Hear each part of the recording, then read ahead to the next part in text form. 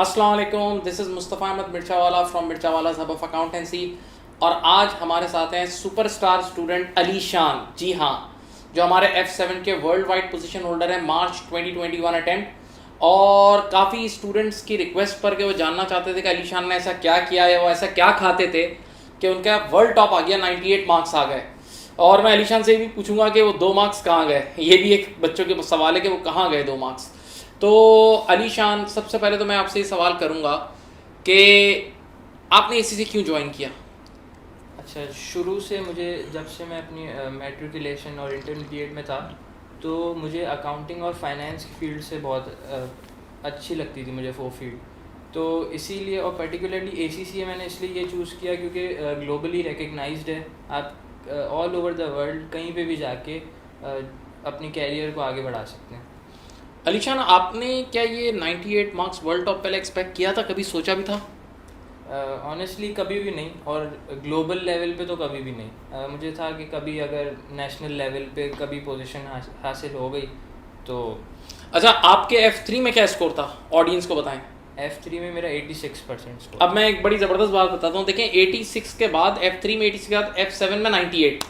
जबकि ऐसे कितने स्टूडेंट्स मैंने पढ़ाए जिनके F3 में 99 मार्क्स, इवन बहुत से बच्चों के 100 मार्क्स भी आए, लेकिन उनका F7 में ऐसा स्कोर नहीं आया। तो मैं शायद ये भी मानता हूँ कि शायद ये एक लक, थोड़ा सा लक फैक्टर भी है, या उस दिन आपके फीलिंग्स ऐसी होती हैं, आप ऐसे छाए हुए होते हो कि आप ये छक्का मार देते हो और ग्राउंड से बाहर बॉल फेंक देते हैं। अच्छा जी अली शान, एक सवाल, काफ़ी स्टूडेंट्स के लिए आजकल ये इश्यूज हैं और वो इसमें मिक्स रहते हैं। आपने ये ऑनलाइन पढ़ा था या फिजिकल क्लासेस ली थी, इस पर ज़रा तफसील से बताएं। अच्छा, मैंने ये रिकॉर्डेड लेक्चर्स के थ्रू पढ़ा था। और रिकॉर्डेड लेक्चर्स एक हम समझते हैं कि एक बोर्ड तरह का है, हमारे सर पे कोई होता नहीं है कि आपको पढ़ना है। बट आई थिंक कि कोविड जब आया था तब हमें ये एक एनवायरनमेंट हमारे लिए नया था। बट अब हम 1 साल से ज़्यादा हो गया हम इस सिचुएशन में हैं, तो अब आदत हो गई है कि ऑनलाइन एनवायरनमेंट में हमें कैसे ऑपरेट करना है, ये हमने सीख लिया आई थिंक। अच्छा, मैं आपसे एक और ये सवाल पूछना चाहूँगा कि आप जब F7 पढ़ रहे थे, क्योंकि लोग ये कहते हैं और ये हकीकत भी है कि F7 का F3 से बड़ा गहरा रिश्ता है, तो क्या आपको F7 पढ़ते हुए कुछ ऐसा प्रॉब्लम हुआ था कभी बेसिक्स वगैरह में? नहीं, एक तो F3 मैंने आप ही से ही पढ़ा था तो बेस वो उधर भी एक स्ट्रॉन्ग थी। और दूसरा जब मैंने F7 स्टार्ट किया था आपसे पढ़ना, तो मुझे कभी भी ये फैक्टर नहीं लगा कि आपने कोई F3 की चीज़ मिस कर दी हो। तो वो बिल्कुल ही स्क्रैच से था। तो जो बच्चा क्योंकि अगर मेरे पास तो काफ़ी वर्ल्ड वाइड स्टूडेंट जो पढ़ते हैं, उन्होंने ऑब्वियसली कई बार मुझसे F3 नहीं भी पढ़ा होता, तो मेरी अपनी आदत ये है कि मैं बिल्कुल बेस से स्टार्ट करता हूँ और मल्टीपल टाइम्स रिपीट भी करता हूँ ताकि बच्चा आराम से समझ जाए। ज़बरदस्त। अच्छा जी, अब मैं आपसे एक सवाल ये पूछना चाहूँगा कि आपने जब आप रिकॉर्डेड क्लासेस में पढ़ रहे थे, तो रिकॉर्डेड क्लासेस में क्या आपको, एक बच्चों के जहन में सवाल होता है the difference between live and recorded, कि क्या आपको कभी क्यूरीज की कोई ज़रूरत पड़ी थी और क्यूरी सपोर्ट कैसा था, यानी अगर कभी कोई क्वेश्चन पूछना हो तो? अच्छा, वैसे तो ज़रूरत नहीं पड़ी थी क्योंकि रिकॉर्डेड लेक्चर्स भी वही फिज़िकल क्लासेस की तरह बहुत ही डिटेल्ड हैं। तो कभी कोई क्यूरी हुई नहीं है। और इफ़ इन केस ज़ाहिर है अगर कोई क्यूरी होती है तो व्हाट्सएप पे sir all the way available होते हैं, वो आपकी क्यूरीज को दूर कर देते हैं। अच्छा, एक और चीज़ मैं स्टूडेंट्स के लिए, और मैं हमेशा ये बोलता भी हूँ कि हमारे रिजल्ट्स की ख़ास वजह ये भी है कि बच्चे साथ साथ टेस्ट देते हैं, यानी हमारे यहाँ वीकली टेस्ट होता है और testing department is very active. तो अलीशान, क्या आपने टेस्ट दिए थे रूटीन इंक्लूडिंग मॉक वगैरह, ऑडियंस को बताएं। यस, मैंने टेस्ट दिए थे। टेस्टिंग सर्विसेज बहुत अच्छी है। जब आप अगर भले ऑनलाइन ही पढ़ रहे हो तो भी आपसे वो फ्रीक्वेंटली पूछते हैं कि टेस्ट आपको देना है। हर चैप्टर के बाद वो आपको टेस्ट भेजते हैं, आप आंसर्स लिखें और फिर वो आपको स्कोर देते हैं। मॉक एग्ज़ाम भी आपने दिए थे? तीनों मॉक एग्ज़ाम दिए थे मैंने। ठीक है, ठीक है। अच्छा, जो मॉक एग्ज़ाम आपने सॉल्व किए थे वो आपने सॉफ्टवेयर पे सॉल्व किए थे या फिजिकल सॉल्व किए थे, ये भी आप गाइड करें। नहीं, ये CRA वर्क स्पेस पे मैंने ACCA के सॉल्व किए थे क्योंकि फ़िज़िकल तो हमारा एग्ज़ाम क्योंकि है नहीं मैनुअल। अब और एक्सेल और CRA वर्क स्पेस में भी डिफरेंस आ जाता है, कुछ चीज़ अवेलेबल CRA वर्क स्पेस पे नहीं है। तो बेहतर यही है कि आप उसी पे ही प्रैक्टिस करें ताकि आपको एग्ज़ाम में जाके एक नया कोई इन्वायरमेंट नहीं लगे, आप सब चीज़ से फेमिलियर ये हो। यहाँ मैं एक चीज़ बता दूँ, देखें बहुत सारे स्टूडेंट, और मैंने काफ़ी बच्चों से इस पर इंटरव्यू भी लिया है कि कई बच्चे एक्सेल पे प्रैक्टिस कर लेते हैं। देखें, एक्सेल में और हमारे जो ACCA के सॉफ्टवेयर में उसमें कुछ फ़र्क है, तो बेहतर है आप ACCA के रियल सॉफ्टवेयर पे करें।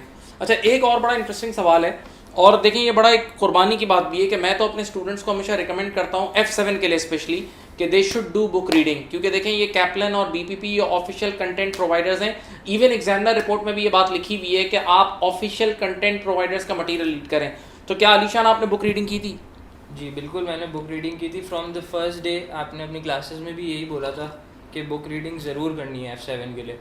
तो जब मैंने बुक रीडिंग स्टार्ट की थी तो मुझे रियलाइज़ हुआ कि हाँ, इससे बहुत फ़र्क पड़ रहा है। और क्योंकि अकाउंटिंग स्टैंडर्ड्स बहुत सारे हैं F7 में, तो जब तक आप बुक रीडिंग नहीं करेंगे तो आपको वो सही से समझ नहीं आएंगे अकाउंटिंग स्टैंडर्ड। एक और बात मैं कहता हूँ, जैसे मैं अपनी तरफ से बच्चों के लिए मैंडेटरी रखता हूँ कि एटलीस्ट इंटरनेशनल अकाउंटिंग स्टैंडर्ड की बुक रीडिंग मस्ट करें, क्योंकि उसमें आपको एक बार फिर थ्योरी पढ़ने का मौका मिल जाता है, टेस्ट योर अंडरस्टैंडिंग मिल जाती है, वैरायटी। लेकिन क्या अलीशान आपने पूरी बुक रीडिंग की थी, लाइक कंसोलिडेशन एंड एवरीथिंग? मैंने पूरी की थी। कंसोलिडेशन के 1-2 चैप्टर्स जो बेसिक्स थे वो मैंने स्किप किए थे, लेकिन बाकी रेशोज़ स्पेशली वो भी रीड किया था, और अकाउंटिंग स्टैंडर्ड्स के भी। वो आपने सही कहा कि जो टेस्ट और अंडरस्टैंडिंग है वो बहुत अच्छी हेल्प करते हैं। ऊपर एक्सप्लेनेशन, नीचे उसी के ही प्रैक्टिकल एग्जांपल्स, तो वो बहुत हेल्प आउट करते हैं। अच्छा अलीशान, मेरा एक और सवाल ये है कि जो पेपर अटैम्प्ट, ये बच्चे भी काफ़ी पूछते हैं कि जो पेपर अटैम्प्ट आपने किया था वो किस सीक्वेंस में किया था? मैंने सीक्वेंस वाइज ही किया था, section A, B and then C, क्योंकि मुझे सेक्शन C में थोड़ा टाइम टेकिंग लगता है वो, तो मैंने इसीलिए A और B को 1 आवर to 1 hour 15 मिनट्स में उसको कंप्लीट करके और फिर मैं अपना सेक्शन C पे मूव ऑन किया। ठीक है, ठीक है। अच्छा, अब मैं ये सवाल पूछूंगा कि अक्सर देखें हम पाकिस्तानी, क्या हम सारे जितने भी स्टूडेंट्स हैं वो प्रेशर में पढ़ते हैं और लास्ट मंथ पढ़ते हैं, तो आपकी लास्ट मंथ की स्ट्रेटजी क्या थी? और एक और सवाल यहाँ मैं और साथ ही ऐड कर रहा हूँ कि आपने कोर्स कब कंप्लीट कर लिया था, जो आपका जो रेगुलर कोर्स है? मेरा कोर्स जो है वो फरवरी 15 तक कंप्लीट हुआ था। थोड़ा सा मैं लेट हो गया था, लेकिन ये है कि लास्ट मंथ में आप कभी भी क्लासेस को कंप्लीट करने में कोशिश करें कि 10th तक आप जब भी आपका एग्ज़ाम है उससे 20-25 डेज़ पहले कंप्लीट कर लें क्लासेस। और फिर लास्ट मंथ की स्ट्रेटजी ये रखें, प्योर प्रैक्टिस और रिवीजन। जो आपकी क्लास नोट्स हैं उसको रीड करें, और प्रैक्टिस ज़रूरी है। पास पेपर्स अटैम्प्ट करें, ACCA के जो रिसोर्सेज हैं, टेक्निकल आर्टिकल्स हैं, एग्जामिनर रिपोर्ट्स हैं, उससे हेल्प आउट लें। ठीक है जी। अच्छा, एक सवाल मैं आपसे पूछना चाहूँगा, ये बहुत ही अहम सवाल है कि आपने इस जो मार्च अटैम्प्ट में सिर्फ F7 दिया या F7 के साथ और कोई पेपर भी दिया? नंबर 1। नंबर 2 ये है कि आपने पार्ट 1 अटैम्प्ट करने का दिया, यानी F1, F2, F3 के बाद जो फर्स्ट पेपर ऑप्ट किया वो कौन सा था और उसके पीछे क्या माइंड था आपका, प्लीज़? अच्छा, मार्च 2021 में तो मैंने एक ही पेपर अटैम्प्ट किया था, F7 का ही। और दूसरा जो मेरा इंट्रोडक्टरी मॉड्यूल मैंने F3 पे आके फिनिश किया था, और मेरे पास एग्ज़ाम से पहले 2.5 मंथ्स थे। तो मुझे कोई ऐसा पेपर उठाना था जो मेरे लिए इजी गोइंग भी हो और जिसका पास रेट भी ज़्यादा हो, ताकि एक वो मोटिवेशन मिल जाए आगे पार्ट 2 के। That means after part 1 you directly opted for F7। अच्छा, यहाँ मैं एक चीज़ मैं काफ़ी लोगों को गाइड भी करता हूँ, मेरा अपना काम काउंसलिंग भी है, तो मैं अक्सर बच्चों को ये चीज़ समझाता हूँ। देखें कि जब पार्ट 1 और पार्ट 2 के लेवल ऑफ डिफिकल्टी में फ़र्क है, तो जब आप पार्ट 2 में आते हो ना, तो आपको पेपर सिलेक्शन के लिए ज़रूरी है कि आप पास रेट ज़रूर देखें, और सबसे पहले वो पेपर्स उठाएं जिनका पास रेट अच्छा है। जब पास रेट अच्छा होगा तो आपके चांसेस ज़्यादा होंगे पास होने के। मैं इस पर एक मिसाल देता हूँ कि यार आप सोचें आपने एक नई शॉप खोली है और शुरू में ही आपके कुछ गुड्स बिक जाए तो कितनी मोटिवेशन आ जाएगी। या इसको यूँ सोचें, जब फुटबॉल मैच होता है और अगर आपने स्टार्टिंग में ही गोल मार दिया ना जिस टीम ने, तो उसका लेवल ऊपर आ जाता है। तो बेहतर है आप लाजमी पासिंग रेट चेक करें, जिन पेपर्स का पासिंग रेट अच्छा है वो पेपर पहले ऑप्ट करें। अच्छा देखिए, एक बड़ा अहम सवाल है यहाँ, और ये बहुत सारे F7 के स्टूडेंट्स का है कि ratio analysis is considered to be a difficult area. ये लोगों को खौफ आता है, तो आपकी रेशियो एनालिसिस के लिए क्या स्ट्रेटजी थी? अच्छा, शुरू में जब मैंने F7 स्टार्ट किया था मैंने F7 जब प्रिपरेशन स्टार्ट की थी, तो मुझे भी रेशियो एनालिसिस से सबसे ज़्यादा मुझे यही हुआ था कि ये बहुत डिफ़िकल्ट एरिया है।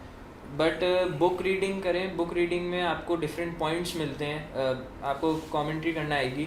और दूसरा, again practice is the only remedy. Practice करेंगे तो ही आपका वो डर ख़त्म होगा रेशियो एनालिसिस के लिए। और दूसरा मैं यही कहूँगा कि जर्नल कमेंट्री ना करेंगे। जैसे फॉर एग्जांपल आपने GP मार्जिन देखा कि वो इंक्रीज़ हो रहा है, डिक्रीज़ हो रहा है, बट आपने उसके सारे पॉसिबल कॉजेज़ नहीं लिख देने कि ये इसकी वजह से हो सकता है। स्पेसिफिक होके लिखना है। एग्जैक्टली कि जो पॉइंट्स उस क्वेश्चन से कनेक्ट हो रहे हैं वो लिखने हैं। मैंने इस पे बहुत सारी और वीडियोस बनाई। मैं यहाँ एक बड़ी ज़बरदस्त इन्फॉर्मेशन देना चाहता हूँ।